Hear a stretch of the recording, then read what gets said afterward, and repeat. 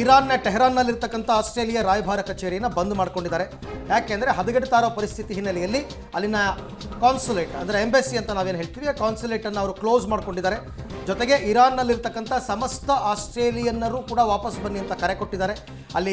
ಅಲ್ಲಿನ ಎಂಬೆಸಿನಲ್ಲಿ ಕೆಲಸ ಮಾಡ್ತಕ್ಕಂಥ ಅಧಿಕಾರಿಗಳಾಗಿರ್ಬೋದು, ಅಲ್ಲಿ ಕೆಲವರೆಲ್ಲ ವಾಸ ಮಾಡಿದ್ದಾರೆ, ಅಂದರೆ ಕೆಲವರು ಆಸ್ಟ್ರೇಲಿಯಾದವರು ಅಲ್ಲಿ ಜೀವನ ಮಾಡ್ತಾ ಇದ್ದಾರೆ, ಅವರು ಎಲ್ಲರೂ ವಾಪಸ್ ಬನ್ನಿ ಅಂತ.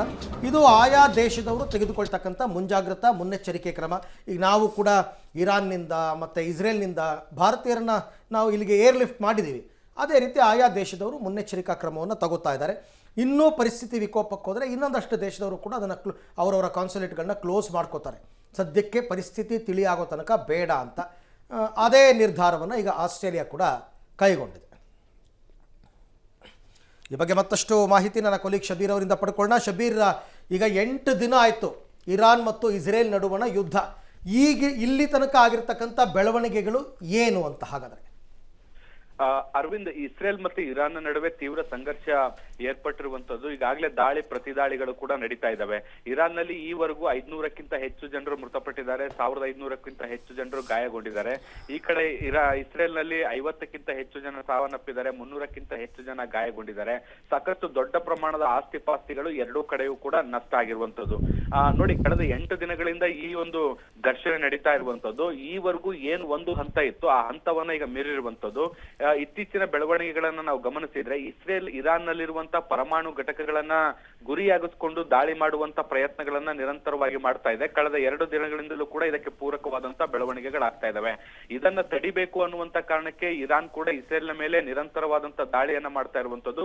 ಮುಖ್ಯವಾಗಿ ಸೂಪರ್ ಸಾನಿಕ್ ಮಿಸೈಲ್ ಗಳನ್ನ ಬಳಸ್ಕೊಂಡು ದಾಳಿಯನ್ನ ಮಾಡೋ ಮೂಲಕ ಇಸ್ರೇಲ್ಗೆ ಬಹಳ ದೊಡ್ಡ ಪೆಟ್ಟನ್ನು ಕೊಡುವಂತ ಪ್ರಯತ್ನಗಳನ್ನ ಮಾಡ್ತಾ ಇದೆ. ಈ ಮೂಲಕ ತನ್ನ ಪರಮಾಣು ಘಟಕಗಳ ಮೇಲೆ ನಡೀಬಹುದಾದಂತ ದಾಳಿಯನ್ನ ತಪ್ಪಿಸುವಂತ ಯತ್ನವನ್ನ ಕೂಡ ಮಾಡ್ತಾ ಇದೆ. ಈ ನಡುವೆ ಅಂತಾರಾಷ್ಟ್ರೀಯ ಮಟ್ಟದಲ್ಲಿ ಈ ಒಂದು ಸಂಘರ್ಷ ಬಹಳಷ್ಟು ಚರ್ಚೆಗೆ ಕಾರಣ ಆಗಿರುವಂತದ್ದು.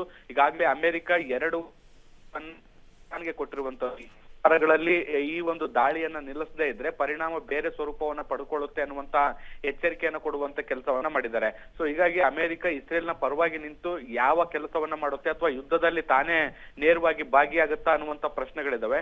ಮತ್ತೊಂದು ಕಡೆ ರಷ್ಯಾ, ಚೀನಾ ಈಗ ಇರಾನ್ನ ಪರವಾಗಿ ನಿಂತ್ಕೊಂಡಿರುವಂತದ್ದು. ಅಮೆರಿಕ ನೇರವಾಗಿ ಮಿಲಿಟರಿ ಕಾರ್ಯಾಚರಣೆಯಲ್ಲಿ ಭಾಗಿಯಾಗಬಾರದು ಅನ್ನುವಂತ ಎಚ್ಚರಿಕೆಯನ್ನ ಈಗ ರಷ್ಯಾ ಕೂಡ ಕೊಡ್ತಾ ಇರುವಂತದ್ದು. ಸೊ ಮುಂದಿನ ದಿನಗಳಲ್ಲಿ ಈ ಎರಡೂ ದೇಶಗಳಿನ ಸಂಘರ್ಷ ಬೇರೆ ಬೇರೆ ದೇಶಗಳಿಗೂ ಕೂಡ ವ್ಯಾಪಿಸುವಂತ ಸಾಧ್ಯತೆ ಕೂಡ ಕಾಣಿಸ್ತಾ ಇದೆ. ಈ ಹಂತದಲ್ಲಿ ಏನಾದ್ರೂ ಕದನ ವಿರಾಮ ಘೋಷಣೆ ಆದ್ರೆ ಎಲ್ಲವೂ ಕೂಡ ಸೂಕ್ತವಾಗಿ ಮುಕ್ತಾಯ ಆಗುತ್ತೆ. ಒಂದು ಹಂತದಲ್ಲಿ ಏನಾದ್ರೂ ಮುಂದುವರೆದ್ರೆ ಇದು ಮತ್ತೊಂದು ಹಂತದ ಸ್ವರೂಪವನ್ನು ಪಡೆದುಕೊಳ್ಳುವಂತ ಸಾಧ್ಯತೆಗಳಿದಾವೆ. ಅರವಿಂದ್, ರೈಟ್, ಥ್ಯಾಂಕ್ ಯು ತಮ್ಮೆಲ್ಲ ಮಾಹಿತಿಗೆ ಶಬೀರ್. ಇವತ್ತು ಬೆಳಿಗ್ಗೆ ಇಸ್ರೇಲ್ ಒಂದು ಅಪ್ಡೇಟ್ ಮಾಡಿದೆ, ಇರಾನ್ ಸರ್ವನಾಶ ಆಗೋದಕ್ಕೆ 48 ಗಂಟೆಗಳು ಬಾಕಿ ಅಂತ. ಹೌದು, ಆಮೇಲೆ ಖಮೇನಿ ಹತ್ಯೆ ಮಾಡೋದಕ್ಕೂ ಕೂಡ ಸ್ವಲ್ಪ ಹೊತ್ತು ಬಾಕಿ ಇದೆ ಅಂತ ಅವರು ಅಪ್ಡೇಟ್ ಕೊಟ್ಟಿದ್ದಾರೆ. ಅಲ್ಲಿಗೆ ಅವರ ಮನಸ್ಥಿತಿ ಏನು ಅಂತ ಅರ್ಥ ಆಗುತ್ತೆ.